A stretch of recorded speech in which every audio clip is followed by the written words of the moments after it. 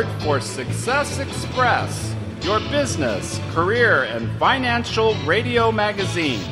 Hosted by Lisa and Nancy, editors of BigBlendMagazines.com.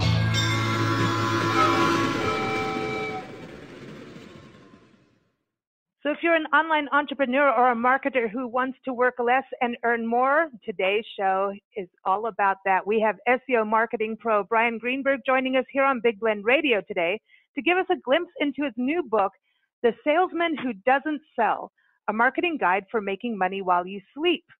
Now listen, I like that. I'm into this whole idea of passive profit streams, not doing overtime hours, because when you think about online sales, everybody's like stuck to Facebook.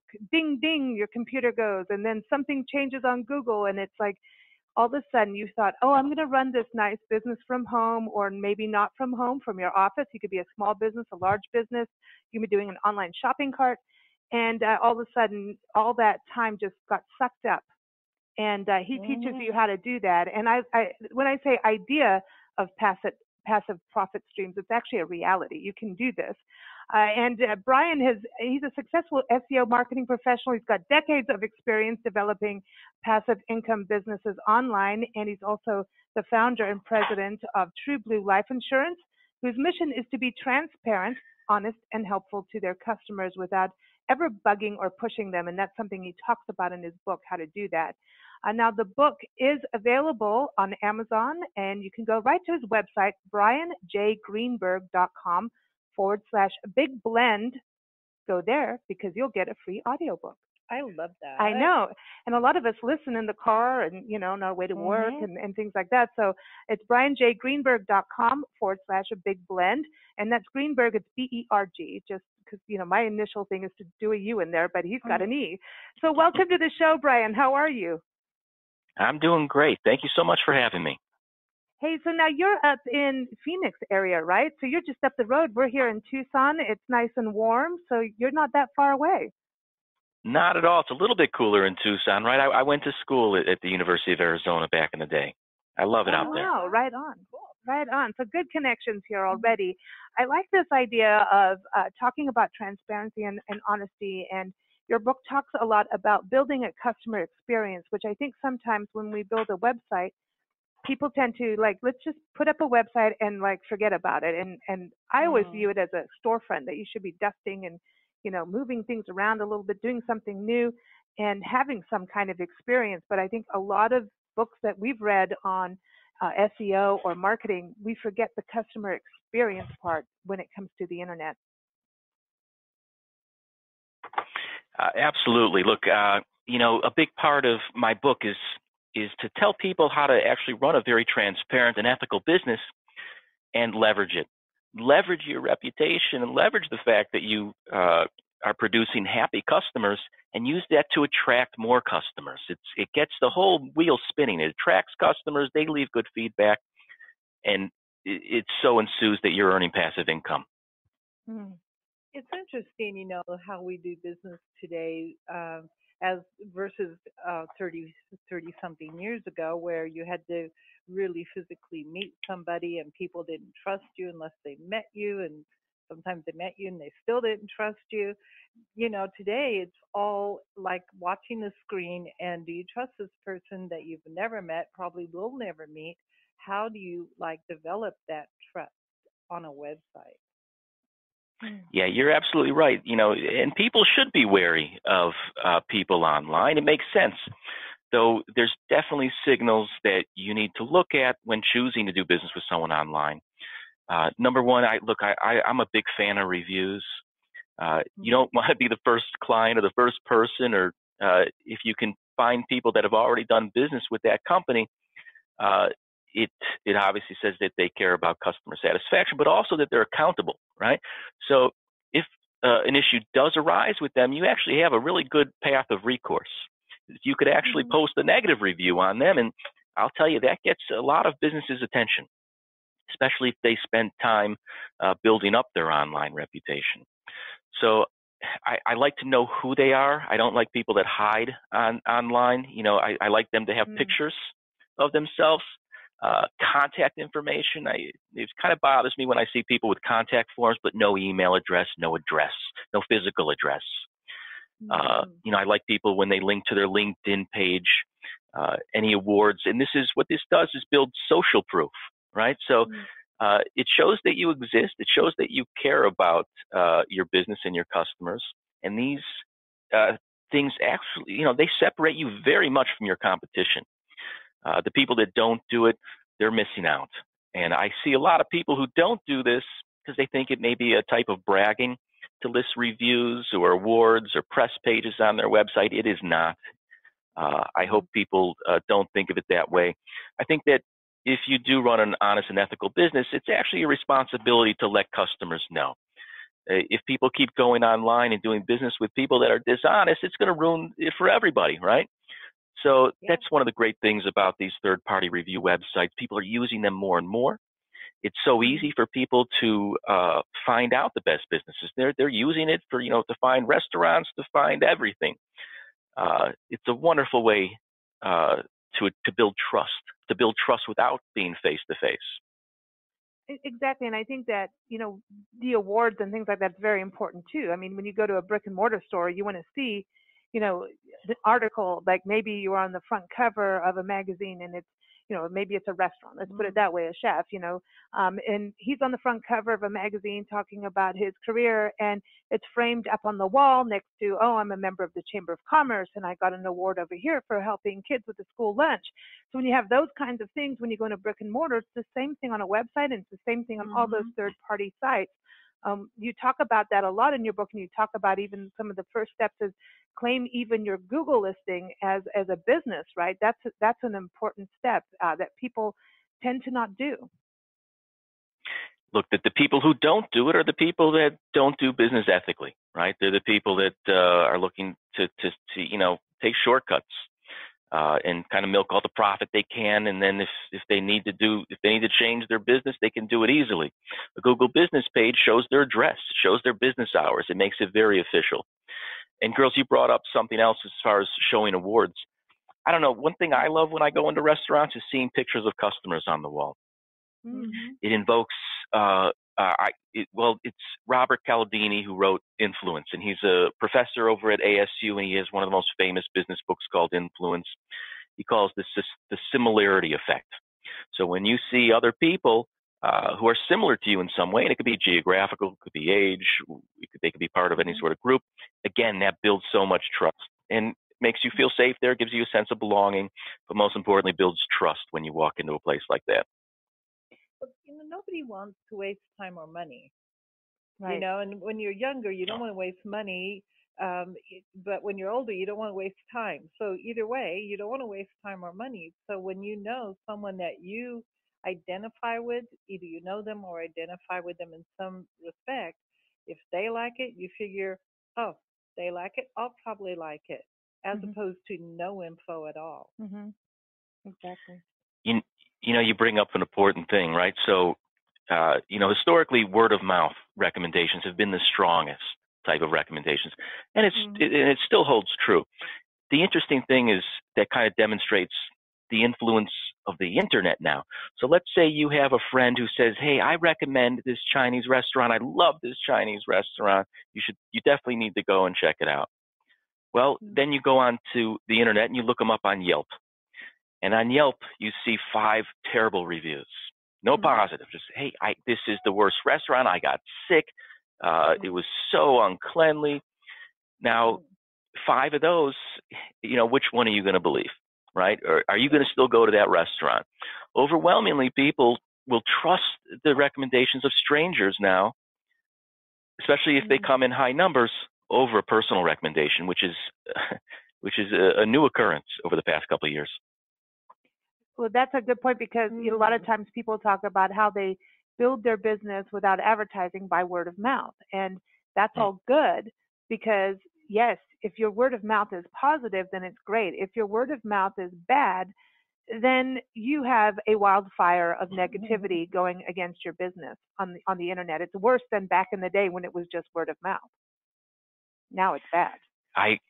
Yeah, look, when you get people that like your business enough to spread it by word of mouth, what I really want people to do is get those people to actually post a nice review for you online. That way you get double benefit, right? And the people that are willing to spread word, but they're the perfect people to ask for a review. I think they would do it overwhelmingly. You know, a lot of times in our business, if we have a happy customer, we'll ask them to post a review on multiple places. And they do it, right? So I have people post reviews on Google Business, and then they go also to the Better Business Bureau. And they'll do both. And those have value. You know, in my book, I try to let people know an actual monetary value for an online review. And I think it's important to know. So, and I can't give you solid numbers, but I'll tell you this. They've done studies on Yelp and how much positive reviews can increase the business of a restaurant. It's, you know, I think like 10 5-star reviews can increase the business by over 10%. Big numbers. Now, if I get a review on my own website, and I like to get reviews on my own website first because I control them, I value those reviews at $100. Wow. And they stay up for a long time, right? So, you know, each additional year, I value that same review at about $25. Now, if I get a nice review on my website, well, that's an indicator that I got a good customer. And one of the secrets is after you get them to review you on your own website, on a website that you can control, if they give you a bad review, you could fix it and you don't have to display it on your site, you see. You then go ask that same customer, hey, you know, look, these reviews are so important to us. Would you mind posting this on the Better Business Bureau, Google Business Pages, or Yelp, or TripAdvisor, whatever platforms that mean most to you? And that way you get people posting on those sites that are happy. You get your best customers. You don't want to encourage customers right off the bat to go to a third-party website that you don't control. Because if they post something bad about your business on Google Business Pages, if the customer doesn't want to, you cannot take it down. So many people say, well, I'll fight it. Don't fight it. You can't fight that stuff. There's very little legal recourse. Right. So my secret is that I ask the customer first if they're happy. And I get them to leave a 5-star review for me. Personally, I even take the comment that they left and include it in the email that I send to them. Can you post the same thing on these other locations?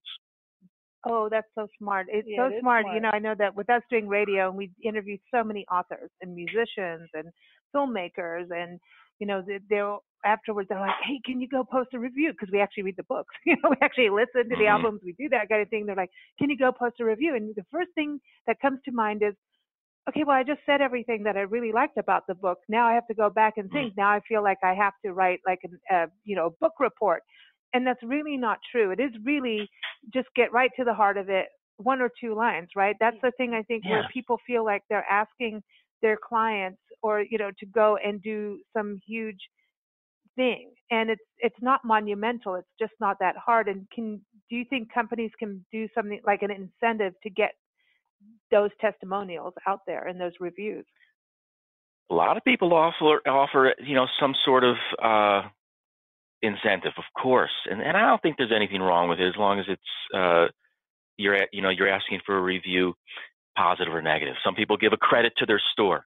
Some people actually send a $10 Amazon gift card. You know, there's a lot of review sites online for software. If you provide a review on their website, they'll give you $25 in an Amazon card. It just goes to show how valuable these reviews are. And yeah, I know a lot of people, I got to give a review. I got to think about what to say. You know, it's so easy to go on to a place that has a lot of reviews because you can see the other reviews. You can kind of get a feel for what people are saying. It makes it so much easier. Now, once they do it once, you know, I do it on a website I can control, or even if they post it anywhere, I like to copy the comment that they gave the first time so they don't have to think about it again. Exactly. That's the best thing. I like that. And this also goes hand in hand. You talk about, the power of reviews and testimonials, but actually knowing your customer, and you say just quite simply ask them. And so this really about having that customer experience, having that, whether it's through email, whether it's, you know, a web chat, or, you know, maybe you're talking to them on the phone, and have a clear phone line. You talk about phones too. I was like, yes, no more robophones. Talk to you and you push this and you're like, I'll push that and you won't feel good. But that's the thing. I think you're creating this dialogue, and the dialogue is really getting down to the nitty gritty, because your website, the time and effort is in building it, right? And then customer service. That's what I got from your book. It's like you're taking ownership. If you're going to do a business of any kind, whether it's a restaurant, whether it's an online store selling beauty products, you're going to have to put the effort into building, maintaining, but it's once you've built it, then you're in that customer service part. But you do have this dialogue going with your customers, and that's what drives you forward. Absolutely. You know, one of the things I wanted to make clear in my book is the value of the customer service you offer. Now, I value customer service so much that if a customer isn't happy, I'm willing to fix it and take a loss on it. Now, in my business, I do business primarily online. I will let one of my employees take a loss of up to $500 to make sure an employee is happy. All right. I haven't, luckily, look, I haven't ever had to offer that much, but that's how much it's worth to me to fix a problem. Mm-hmm. So if somebody is really upset, or if they do write a bad review, you know, by all means, man, a negative review can cost you tens of thousands of dollars. It hurts you in business. You'll have to hire a reputation management firm, which costs an unbelievable amount. Mm-hmm. If you do customer service, it's the best way to grow the fastest. Now, there's been studies that show that the companies that offer the best customer service grow exponentially faster than anyone else. Now, a lot of companies use what's called Net Promoter Score. I'm not sure if you girls heard of this, but a lot of large companies are using this. Anytime you go online, you download any sort of software, they'll say, how likely are you to recommend this product 1 through 10? And then they'll say, okay, leave a comment. Now, that's how they measure Net Promoter Score. They use this crazy equation where they only count the top 3 and the bottom 3, and they come up with a number. What I'm getting at is the companies that have the highest customer satisfaction grow the fastest. We're talking about Amazon. We're talking about Zappos. We're talking about USAA and Newegg. I think to some extent Nordstrom's. So, I want to stress that the customer service is even more important than price. Is what happened. Is what it overcame. Mm-hmm. That is the best way to continue to grow your business. So it's the most profitable way. You know, I think it's important because people kind of feel like they've been a little bit lost.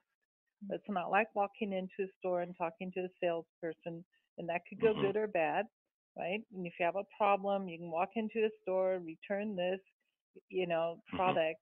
But if you're going to do online, you're kind of not talking, seeing, knowing anybody. So people are a little bit afraid of it. And I want to go back to your idea of reviews and comments that people make, and go back to the social media part where, because we do a lot of work with small towns and restaurants, hotels, and the tourism industry. And one of the things that I have to say drives us crazy is when somebody gets a bad comment on Yelp or TripAdvisor and they don't address it. They just leave it. And we're like, and they'll say, oh, bookings are down. Well, did you answer this? Did you take care of it? Everybody can have a bad day, and you have employees. Not all of them do everything the way top management would do, but you've got to address it. And you're right, 2-3 months down the road, you could find yourself not having any bookings or people walking through the door because of one comment. It is so... it used to be you tell your next door neighbor and they tell 10 friends and they tell relatives. Now it's like the whole world. Mm-hmm. But that's a positive. Yeah. That's where you could leverage that, man, and make a lot of money. Right. Exactly. If you do it right, It's an opportunity. Mm-hmm. It's a weird opportunity but to leave it is the worst. It's the worst. I like to try to express to people not to learn the hard way how detrimental those negative reviews are. Like you said, it can cost tens of thousands of dollars. It might be so detrimental that you're going to have to close your business and restart it with a new name so you can start all new social profiles. Yeah. It's that important. So I have a process, right? So if somebody does leave a negative review, the first thing is don't react combatively. And I think that's the knee-jerk reaction of any business owner for someone like, hey, if someone says something negative, hey, that's not true, right? Or I did this, or you did this. You want to fight it. Avoid that that desire at all costs, okay? Because then you get in a fight. You do not want that happening online. There was a business here in Arizona, Amy's Bakery, and they got these negative reviews, right? They kept fighting back online, saying, "Oh, it's not true. You guys are wrong." They had to close. Even their photographs were like a big FU to people. Oh, nice. I Nancy. know. I mean, but that's really what they did. I actually had people I know people went in there just to mess with them, to see if they were that bad, and then they're like, "Oh my God, they are!" And then they would spray it all over social media. Terrible. That's what I say. Social media is like this massive spray job. It's like, whoa. If you got it, yeah. That's a great example. Sorry, yeah, Amy's Bakery. Wow. Yeah. It's an extreme example, but yes, so please don't fight the bad reviews. So number one, you want to sympathize with the customer. Look, usually people post a bad review because they want their problem to be fixed. They want the attention. So by all means, simply say, hey, look, we're human. We did not mean to do this, and fix it. Give them a refund. Yeah. Be willing to take a loss on it, right? So refund them all the way. What I like to do is I like to turn the person who got the bad review as the victim, because ultimately they are, right? It's going to hurt them so much. So do everything you can to give them over and above to make it right. And the goal is first to get them to take the review down, right? Yeah. So, try to be so nice and apologize so much that karmically for them it's best to take it down. Okay, play the victim on that. The best way to win dispute over a bad review is to try to play the victim and try to lose. Win them with kindness. All right, and I learned the lesson the hard way, and I hope people hear this and do it that way. If they won't take the review down, then yes, you have to respond to it. If you don't respond to it, people will read that and say, look, you don't care. All right. The bad review did nothing. It didn't help that customer at all. In responding to the review, again, do not be combative. Many times, if you can just respond to the review and say, look, we are so sorry. We refunded this customer. We made a mistake. We're learning from it. We're going to fix this. We hope this customer forgives us. In that type of line of communication. Now, what they've actually shown, if you do respond to a review that way, it could actually increase business, because when people go online to look at reviews for a company, the first thing they look at is the 1-star reviews. Yeah, they want to know how the business responded to it, right? So look, I think people know that the people running companies are human. So it just depends on how they responded. And if they look at those 1-star reviews and they say, look, these reviews are kind of, for small things, that the person who left the review may be someone who leaves bad reviews across the board. The company did everything they did to try to alleviate it. You know what? I'm going to do business with the company. So, by all means, how you respond, it can increase business. So, for customers that don't respond, just please let them know that this will lower business. This could be bad. The other thing too, you talk about having control of your marketing and your online presence within your company, and I know that I've on admin on some clients' accounts and things like that, just to help them when we post things so it's there. But like, I can't handle that. Like, if somebody's over in the mountains and it's snowing, I don't know. Like, I can't say anything. And someone says, I can't handle that. I understand that people can hire people, and there's virtual assistants, and there's tools that we have too these days that, it's amazing what we have. This is an incredible opportunity for businesses now, what we have. I know just Nancy and I being in our industry, going from print to being online, doing online radio, when we were just, always going around with a recorder interviewing people and then saying, here it is live, here's the real deal. To me, I think that people have this opportunity that's more cost effective than what we had in the days of printing and We just really have this opportunity. And it's always changing. The world is always changing. And I do want to talk about algorithms, because sometimes it's good music and sometimes it's bad. But I think, when we look at taking control of it, we need to take ownership. Again, I just feel that with your book that you're getting people to hey, you need to take control of your business.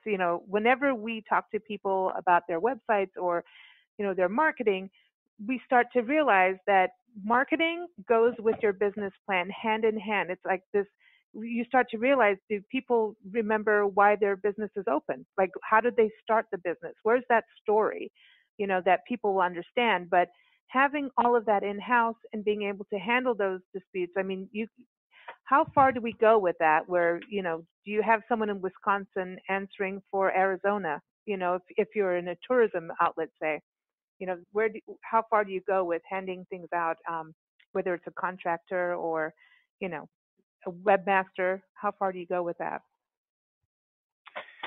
Of course, it's important to have everyone who's working with you on board on the customer service aspect. Look, I run a life insurance agency, and most of my employees are spread out all over the country. I have employees I never met, but as long as there's so many different ways to keep in touch with employees and to keep things together. We utilize video meetings. I think video meetings are so important if you have employees somewhere else in a different location. We use Slack. We love Slack. Slack is such a great way to keep communications going between a team. They could always see when someone's online. I don't necessarily think it's bad to hire remote workers. I think, at least from my experience, I get more work out of them. They avoid the travel. They have a home office. Usually they work longer hours, right? They could take a service call, early in the morning, late at night. The important thing is to make it a company-wide initiative to try and get those reviews and to make sure a customer is happy. It all comes down to satisfying the customer. Everything you do should be towards that end. And by all means, yes, I'd like people to control that, take it upon themselves, and to own all their reviews and to link out to where they have reviews. It's the important. other thing you talk about is the power of PR and going on radio shows, podcasts, writing articles and things like that. And obviously we're in that world. And what we had to basically start like an education system. If someone, maybe it's their first time, or maybe they've been doing it a long time, but it's utilizing, not just relying on the media thing and thinking, oh, I'm on that and that's that. Utilizing it as a product that you have later that helps you, show. It's going back to people, that social proof, right? That media is that. It really helps when people go on a website and they see, oh, so-and-so's building an expert platform is what I call it. Yeah, we have people that we interview all the time, obviously, and then we check to see, did you put it on your website? Did you? And it's like, if you expect something to happen, did you tweet it? Did you use your social media? Did you tell people? Do you have a newsletter? Did you tell people? Once you've been on the interview, did you do something with it, or was that? It's like you can get a little bit from it, or you can get a lot, depending on what you do with it. What you do with it. Absolutely. Look, I think you guys alluded to it, but I like when people own the stuff that they build, and what that means is having your own website. The website is your home base. It's your platform. Now, as far as link building and PR, these are the things that real companies do. Now, I think you also alluded to algorithm changes, right? So I've been doing this a while, and back in 2012, Google kind of changed its policy with people that did SEO. And they kind of wiped out, oh my goodness, thousands of honest businesses for doing SEO, and it was kind of like an over-optimization penalty. Now, Will Reynolds came along, and he was the owner of an internet marketing company called Sear Interactive. And he said, look, things have changed. Now you have to do real company stuff. He used a profanity at the end of it, and it was pretty persuasive. He calls it RCS. You can go on to Twitter and do, hash mark RCS. The point is, when you're building these links, you want to do real things. So if you find yourself getting pitched by people that want to do blog commenting or hire people overseas to spin articles or join a private blog network, don't do it. It doesn't make sense, right? The things that real companies do is, they'll sponsor things, but also, yes, PR, especially from a digital standpoint, it has a twofold benefit. Number one, it obviously brings people back to your website. It builds links. And I guess the third one is that, yes, it builds social proof. So I think that anybody who has a website should have some sort of press page, especially if they have some press, right? You're right. I come across people that do all these, they get an award or they'll do a TV spot on their local news station and they won't put it on their website. Another thing in my book is I try to give monetary values to these things. So if someone does a local spot on a news channel, that's like a $10,000 plus a piece of marketing piece that they're saying, oh, I don't want to put on my website. I'm just too busy. I don't have the time. You're throwing away $10,000 easy. It's that persuasive. So, right? It hurts. Yeah. Any PR, any mentions you get. Put it on there and keep it consistent and keep the message going, right? Because that's the other thing. You'll see, you go on someone's website and it's like, here's my press page, and it was updated the last time in 2012. No, that's enough of that. And you see people not updating. If you're going to have social media, update. That's the other thing I don't see people updating. You're basically building this amazing platform, and when you do that, you're not having to call them up and say, hey, look at me, I'm really cool, and please buy this. When it's on your website, you're telling, and it's your website, not Facebook as a website, none of that. This is your, your real thing and your own shopping cart. You're saying, hey, I've got a stake in this, because the third party stuff is great for reviews and good and bad, depending on how you handle it and how you do your business. But having your own website, to me, is key for every business. I think your book helps every business, not just someone selling something online. If it's a restaurant, a bakery, a bookshop, I don't care. I think everyone should have a website if you're in business. Absolutely. And do that. It's your business card. Yeah. And so it works. When you say about passive income streams, that works for everybody, even if you're a contractor, right? Like if you're a plumber, that can help you. Absolutely. There's a whole, I don't know, not people know what this is called, but it's called Barnacle Seo. Barnacle, meaning that you attach yourself to a larger entity to utilize all the resources that it brings in. So by all means, look, you have to have your own website. Though if you start building reviews on third-party websites like Yelp or Google Business, they start sending you business. So if someone goes online looking for a plumber, like you said, they're going to go to Yelp and they're going to choose the person with the most reviews. So there's so much benefit from building these things up. And I think you girls also hit on, look, let's say a Facebook page, right? You don't own it, right? So if you could build up all these followers, but now look, we're seeing right now people are leaving Facebook in droves because of these privacy issues. And then they move to paid media. So you used to be able to do a Facebook page, build all these followers, you would post something and everyone would see it. Now that's not the case. So, but if you get them on your own website and you collect their email addresses, that's permanent, right? People don't really change their email addresses. Look, knock on wood, at least, they haven't. So it's a much better asset. And everything you build on your own website is an asset, right? So the more you do, it kind of builds up and stacks up on each other. And look, what I found is if you stack enough social proof on your website, they'll make the decision just like that. That's enough to put them right over the tipping point. Sometimes they'll hire the person without even talking to them. Look, at least that's my case. I sell things every day, and people, buy it right from me, and they say, look, it's because they trusted our business. They trusted the people. They liked how we do business. Now, you girls mentioned another thing, as far as building up these assets and building up the PR. Obviously this is a hard thing for people to do. but it doesn't have to be that hard. So, you know, I have a system, you know, let's say you're not a writer, fine. Look, I write a lot, but I still hire freelance writers because I want to pump out a lot of great content. Freelancers are a wonderful way to create great articles. I use a site called Upwork, and there's a lot of other different writing sites, but you can create some great articles, you know, and then look, you can go in there and edit them all you want. And now the other point is how to distribute them. Okay.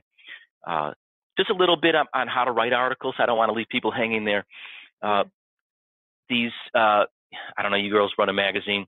A lot of the online websites, they love lists. So if you can say the top 5 this, the top 8 that, it's like catnip as far as getting that picked up. The second is have a great headline. Sometimes you can get by a lot with just having a great headline. I use a tool. It's called headlines.sharethrough.com. Headlines.sharethrough.com, and it's free. I don't even know why it's free. It's that good, but you put your headline in there and it gives you kind of a score. And, you know, it gives you tips on how to make the headline better, the length of the headline, the different, you know, alert words in there. If you put that together with a list, you got a great article. And then what you do is you go on the same freelancer website, Upwork, and you hire a PR specialist. Now, these guys can charge, I don't know, $250, $500, but you can get them to kind of guarantee you how many pickups they're going to get. Usually it costs about $100 a pickup. Now, these pickups are worth, you know, thousands of dollars in my opinion, but that's the way to do it. And it's not that hard. You know, I think more and more people are starting to do this. At least that's my shortcut that I'd like to share with everybody. I think start building those up. It's important what you're saying because, again, you're giving some value out there. You're giving advice. You're sharing information and knowledge. On the sales side, someone who's buying, they're going to go to someone who knows what they're talking about, you know, and that you're solving problems. If you're a problem solver, you're a salesperson. Sorry, but if you can do it online, you know, and you're helping people, they're at 2 a.m, they're thinking about, you know, oh my gosh, I need this, you know, this and this problem. And then your article comes up on Google and, you know, your link's at the bottom as the author. Hello. There you go. Everybody's happy. You're building trust. It's a good thing. You know, I think that's why I say this is an amazing tool we have. I do have to ask you, Brian, what you go from life insurance, and everyone go to truebluelifeinsurance.com. How did you go from that to going, hey, I'm getting into SEO and I'm now going to write a book? What led you to all of this? Because some people just go, oh, I'm going to, you know, hire a webmaster and hope they work the magic trick. You know, I guess I started as the base was the SEO and the internet marketing. One of my first jobs was working for an insurance company. And then, you know, I got into internet marketing, learned everything, and I've started many successful e-commerce businesses. I owned an internet marketing company that specialized in organic SEO that I sold. I just, as far as consulting, look, I like doing it myself. You know, trying to convince other people to do it, putting in all the time. I like to do it on my own businesses. How I kind of got into life insurance is interesting because the life insurance is actually one of the top 5 most competitive niches on the internet. It's also one of the most difficult to get into because of the pay-per-click value of it. So the cost of a pay-per-click on a life insurance keyword is $30 to $70 a click. So it's so profitable, right? So if I could rank organically in Google, I'm getting that traffic for free. I'm getting this huge payoff. So, you know, it was a very profitable business, and it was also an opportunity to kind of prove my theories and do business the right way. And look, life insurance salesmen historically have had such a negative reputation. I wanted to turn that around.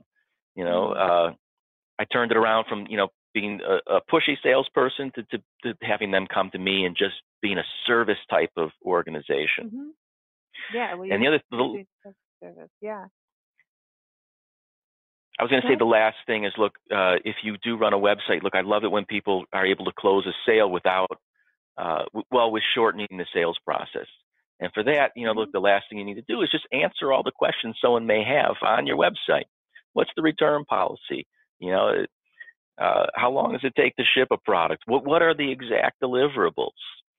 A lot of companies are able to close sales by giving sort of guarantees: 30-day money-back guarantee, 14-day free trial, a free version.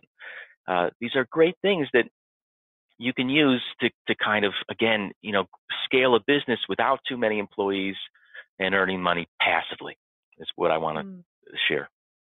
I love that. I like in your book that you, at the end of every chapter, have 3 or 4, maybe 5 questions.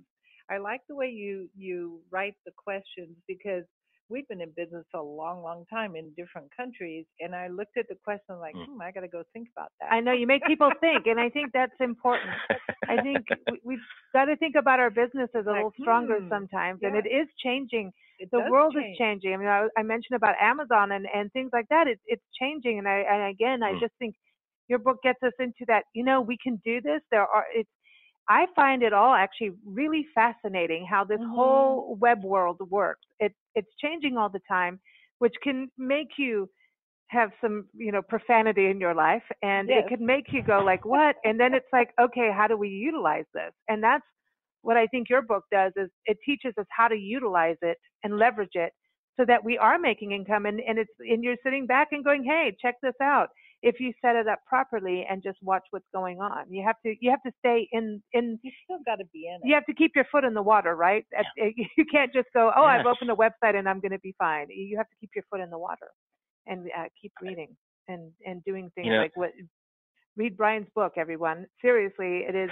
Anybody who owns a business, you need to do it because you should. You've got to read it just to get your head around what happens on a website, even if you have a webmaster working with you, so that you're on the same wavelength. Because that's the other thing, that sometimes people hire a web person and there's no common language. And I think a book like yours helps that barrier. It gets that everybody can understand each other.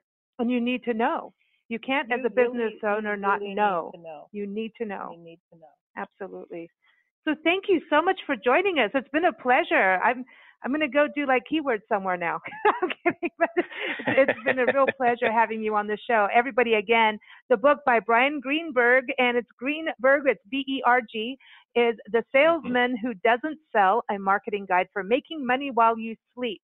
You can get it on Amazon, but also go to his website, brian-j-greenberg.com. And if you put in /Big Blend, you can go and get a free audiobook. Thank you for doing that for people. That's awesome, because I know a lot of people do a lot of reading by audio. They listen while they drive. So thanks for doing that. I do as well. Hey, thank you so much for having me.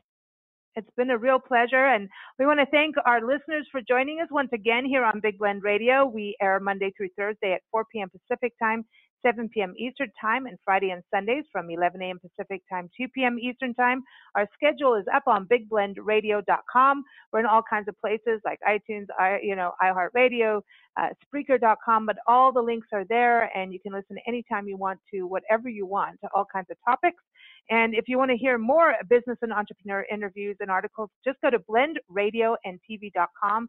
We have our business department there, and also all the interviews and articles are also in Big Blend Radio and TV magazine. But we're going to close with some music. Cool. See, Brian, you talk about, this passive income coming in. It's like you want to build it so that it's just flowing really strong and going, right? It's like, it's hauling. So this song is called Velocity, and it's from Misha Shellhaus. He's an incredible guitarist out in Joshua Tree, California, and this is off of his album Double Take. So enjoy. Thanks, everybody, and take care.